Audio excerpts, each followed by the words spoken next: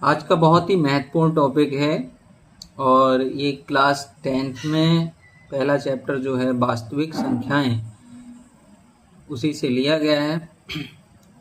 आज हम सीखेंगे अभाज्य संख्याएं क्या होती हैं। वास्तव में अभाज्य संख्याएं वे संख्याएं हैं जिनको एक अथवा स्वयं के अतिरिक्त किसी अन्य संख्या से विभाजित ना किया जा सके। जैसे 2 है, 3 है, 5 है, 7, 11, 13, 17, 19 ये सभी अभाज्य संख्याएं हैं, क्योंकि 2 को या तो आप 1 से भाग दे सकते हो या 2 से खुद।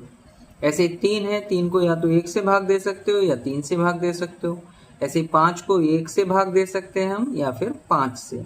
इसी तरह 7 है, 11 है, 13। वहीं पर अगर हम देखें 6 है, तो 6 जो है वो भाज्य संख्या है।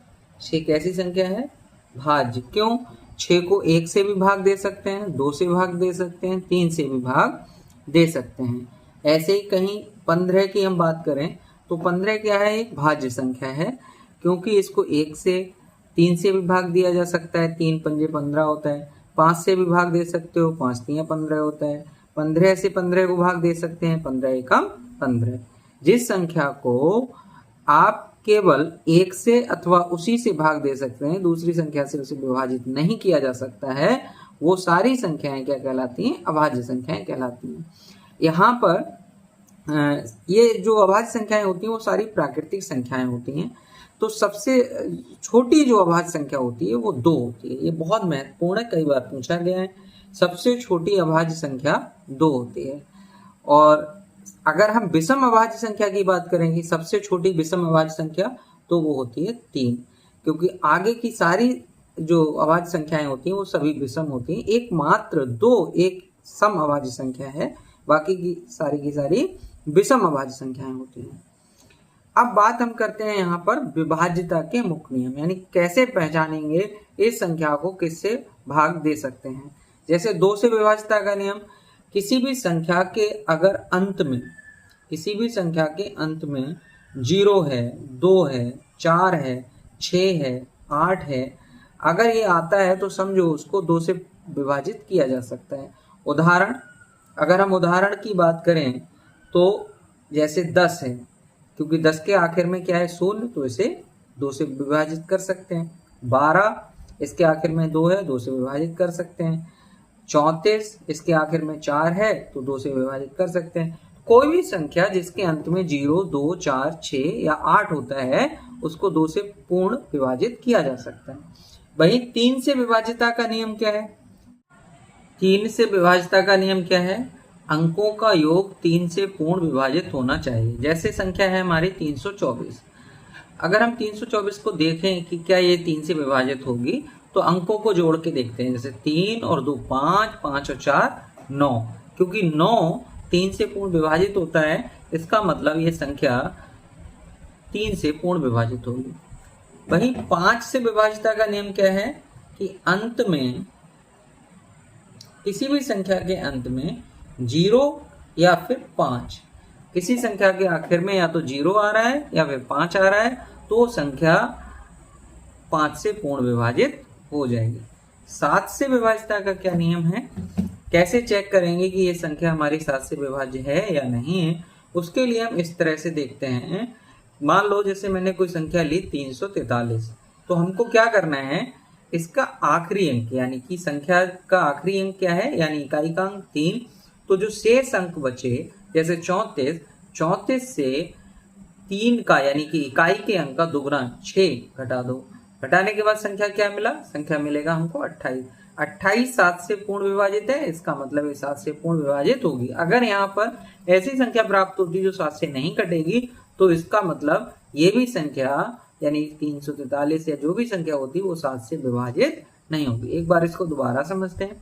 अगर हमको 7 से विभाज्यता चेक करनी है कि कोई संख्या 7 से विभाज्य है या नहीं, तो उसके लिए क्या करेंगे? इकाई के अंक का दुगना शेष अंकों वाली संख्या से घटा देते हैं। जैसे 343 में से हम 34 से घटाएंगे 3 का दुगना, जैसे 34 से 6 घटाया 28, अभी 28 7 से विभाज्य है, इसका मतलब ये 343 7 से विभाज्य होगी। 11 से विभाज्यता का क्या नियम होता है? कोई भी संख्या 11 से पूरी विभाजित होगी या नहीं, इसके लिए हम लोग क्या करते हैं, विषम स्थान के अंकों का योग और सम स्थान के अंकों का योग चेक करते हैं। जैसे कि मान लो ये संख्या है 1331। अब इसके विषम स्थान, पहला स्थान तीसरा स्थान देखेंगे तो विषम स्थान के अंकों का योग, विषम स्थान के अंकों का योग मतलब पहले स्थान पर कौन है 1, इसके बाद तीसरे स्थान पे कौन है 3, बराबर क्या आया 4। ऐसे सम स्थान के अंकों का योग, सम स्थान के अंकों का योग, सम स्थान के अंकों का योग अगर हमको चेक करना है, जैसे दूसरे स्थान पे कौन 3, दूसरे के बाद चौथे स्थान पे कौन है 1, बराबर 4। अगर विषम स्थान के अंकों का योग सम स्थान के अंकों के योग के बराबर है या फिर उनका अंतर जो है 0 या ऐसी संख्या आता है जो 11 से पूर्ण विभाज्य है, तो वो संख्या 11 से पूरी तरह से विभाजित हो जाएगी। जैसे कि उदाहरण के तौर पे 121 है, पहला और तीसरा जोड़ेंगे 2 आएगा, और यहाँ पर के दूसरा स्थान है तो दूसरे स्थान पर केवल 2 है, तो 2 का अंतर 0, इसका मतलब ये भी संख्या 11 से पूर्ण विभाजित हो जाएगी। तो 11 से विभाज्यता को हम लोग इस तरह से चेक करते हैं। हम लोग अब किसी भी संख्या के अभाज्य गुणनखंड करना सीखेंगे और उनको उन अभाज्य संख्याओं के गुणनफल के रूप में कैसे व्यक्त किया जा सकता है, ये चीज सीखेंगे। जैसे ये है 140 संख्या है, इस 140 के गुणनखंड करेंगे। सबसे पहले जो शुरुआत होनी चाहिए वो हमेशा 2 से शुरुआत करनी चाहिए, क्योंकि सबसे छोटी अभाज्य संख्या 2 होती है।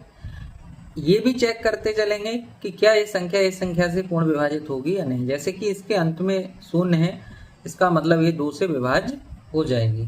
तो 2 का पहाड़ा पढ़ेंगे हम, 1 में पढ़ नहीं सकते, तो 1 और 4 मिला के ये हो गया 14, 14 में पढ़ेंगे 2 सत्ते 14। अब यहाँ 0 ऐसे के ऐसे लिख देंगे। अब यहाँ पर आया 70, ये भी संख्या 0 से पूर्ण विभाज्य होगी, क्योंकि आखिर में क्या है 0 है। किसी भी संख्या के अंत में अगर 0 है, 2 है, 4 है, 6 है या 8 है, तो समझो वो 2 से पूर्ण विभाजित हो जाएगी। इसको फिर 2 से, 2 का पहाड़ा हम 7 में पढ़ते हैं, तो 2 3 6 होगा, 3 6 यानी कि 7 में से अगर हमने 6 घटाया तो बचा कितना 1 ये वाला, 0 ये वाला, ये कितना हो गया 10। अब 2 का पहाड़ा 10 में पढ़िए तो 2 पंजे 10 होता है, यानी कि यहाँ कितना आया 35। अब फिर हम लोग चेक करेंगे कि क्या ये संख्या 2 से विभाज्य है, नहीं। तो अंत में क्या आ रहा है 5, तो अंत में 5 है, इसलिए 2 से विभाजित नहीं होगी, क्योंकि 2 से संख्या वो विभाजित होगी जिसके अंत में क्या होता है 0 हो, 2 हो, 4 हो, 6 हो या फिर 8। अब 2 के बाद अगला नंबर आता है 3 का। क्या ये संख्या 3 से विभाज्य है, एक बार चेक करते हैं। 3 और 5 मिला के हुआ 8, 8 3 से विभाज्य नहीं होता, इसलिए 3 से विभाज्य नहीं होगा। तो 2 के बाद 3, 3 के बाद अगला नंबर आता है 5 का। क्या ये संख्या 5 से विभाज्य होगी, एक बार चेक करते हैं। तो इस संख्या के अंत में 5 है, इसलिए ये संख्या 5 से पूर्ण विभाजित हो जाएगी। 5 से विभाज्यता का नियम क्या था, अभी अभी हमने देखा था कि जिस संख्या के अंत में 0 या 5 हो वो संख्या 5 से पूर्ण विभाजित होती है। इसके अंत में क्या है 5, इसका मतलब ये 5 से पूर्ण विभाज्य है। 5 का पहाड़ा पढ़ेंगे 35 में, 5 सत्ते 35। अब ये 7 खुद में एक अभाज्य संख्या है, तो 7 को केवल 7 से विभाज्य किया जा सकता है, 7 एकम 7। अब यहाँ पर 140 को हम लोग लिख सकते हैं 2 गुणा 2 गुणा 5 गुणा 7। इसको ऐसे भी लिखा जा सकता है, 2 कितनी बार आया 2, तो 2 की घात 2 गुणा 5 गुणा 7। अगर हमें चेक करना है कि हमारे गुणनखंड सही हैं, तो इन गुणनखंडों की गुणा करिए और देखिए कि क्या ये संख्या वापस आती है या नहीं आती है। जैसे 7 पंजे 35, 35 दूनी 70, 70 दूनी 140, तो ये जो है सही है।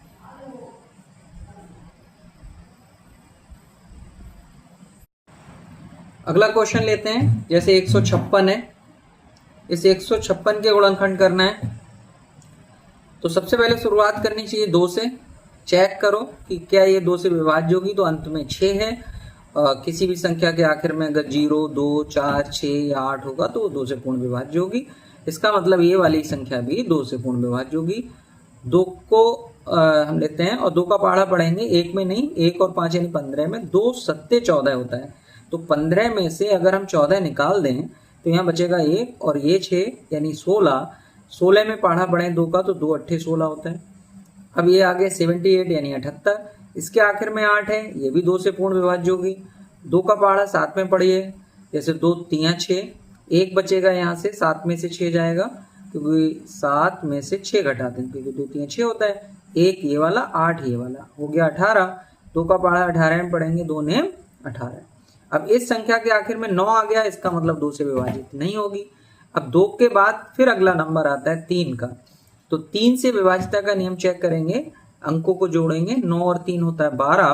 12 3 से पूर्ण विभाज्य क्योंकि 12 3 के पहाड़े में आता है, इसका मतलब ये 3 से विभाजित हो जाएगी। 3 एकम 3, 9 में पहाड़ा पढ़ेंगे, 9 3 3 9। यहाँ आ गया 13, इसका मतलब 13 क्या है, एक अभाज्य संख्या है। 13 केवल 13 से विभाजित होगी, 13 एकम 13। 156 को हम लोग लिख सकते हैं 2 गुणा 2 गुणा 3 गुणा 13। यहाँ पर इसे ऐसे लिखेंगे 2 की घात 2 गुणा 3 गुणा 13। क्या हमारे गुणनखंड सही हैं? इसकी पहचान कैसे करेंगे? इनकी दोबारा गुणा करिए, जैसे 13 3 39, 39 दूनी आएगा 78, 78 दूनी आएगा 156, यानी कि इनकी गुणा अगर वापस यही संख्या आती है तो इसका मतलब हमारे गुणनखंड सही है। अब अगला क्वेश्चन लेते हैं, जैसे ये है 5001, 5005, इसके गुणनखंड करेंगे। ये वाला क्वेश्चन 3825 वाला आप खुद करके देखिए। इसके आखिर में क्या है 5, तो 2 से विभाजित होगा नहीं।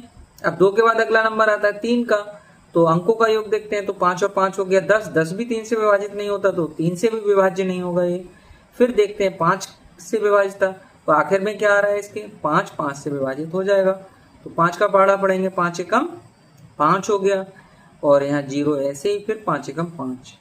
अब ये क्योंकि 2 3 और 5 हो चुका है, तो अगला नंबर आता है 7 का। क्या ये 7 से विभाजित होगा या नहीं होगा?